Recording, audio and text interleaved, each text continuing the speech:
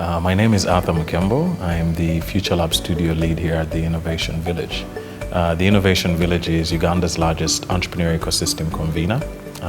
We bring together founders, both current and aspiring. We connect them with corporate companies. We bring together entrepreneur support organizations and a range of other enablers within and beyond government, for example. And the whole idea is that, how do we create an enabling environment for these young people to thrive from an advocacy perspective, from an opportunities perspective through our innovation programs, so on and so forth. Once they're there and the environment enables them to play, how do we come in and do what we call support on the building side, right? How do you build depth into your idea? So that's where we come in and do what is called venture building and corporate innovation. And then we have the opportunity to now mobilize what we call stage relevant capital as they make progress on their idea. The EdTech Monday is part of the initiatives under our education lab. The Future Lab Studio works through sector thematic labs.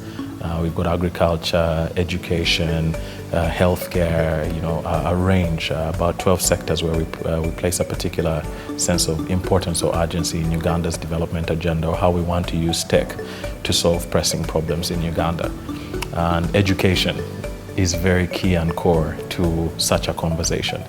So it's where we have partnered with the MasterCard Foundation through the Center for Inclusive Teaching and Learning in ICTs. And the idea is that together can we do three things quite well. One is, can we crowd in partners, right? Can we bring together government, private sector, parents, all these people who have an interest in the topic? Two, can we showcase the interesting things that they're doing that are making it possible to leverage ICTs in education? And then three is that, can we build a vibrant community of practice around that, right? So that we're constantly pushing the limit from a research and development perspective. We're pushing the limits from a thought leadership perspective.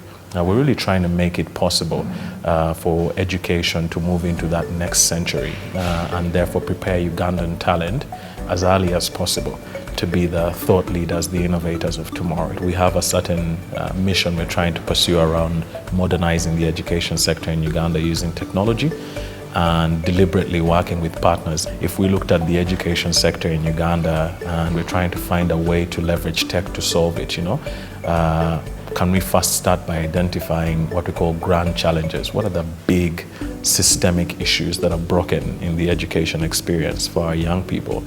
Then, having identified those, what would it take to leverage tech to solve them? But we're not giving our own theory. We're saying let's kind of work together with the practitioners in the sector and the people who are affected by it. Having gotten that alignment, we then put together a range of pathways to get resolution on them. Things like innovation. Just come together and let's throw things at the wall and see what sticks. Right? When we find something that sticks of an idea, it's then we come into what we call an incubation mode. Right? Let's see how far we can stretch that idea from a validation perspective. Go out there and talk to people. Do they also concur with you or concur with us that indeed that is a problem, that indeed the approach you're proposing can actually work?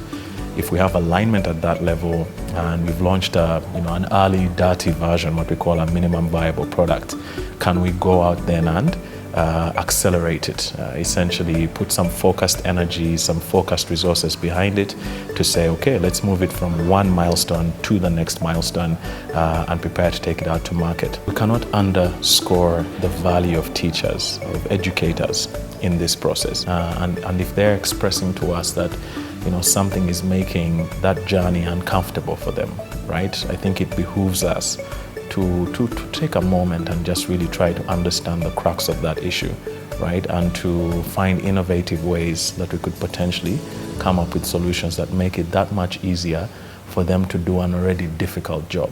From that perspective, what we're saying is, how can technology help to reduce some of that burden, right? Could we, for example, do digital skilling for some of these teachers, get them into familiarity with these tools, get them into incorporating these tools into their pedagogical experience and delivery?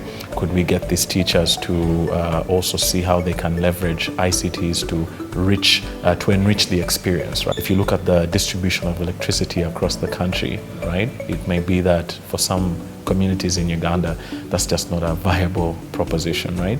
They don't even have physical classrooms, let alone be able to have electricity in them, let alone be able to now acquire devices and whatnot, right? So how can we organize ourselves to tackle such an infrastructure issue?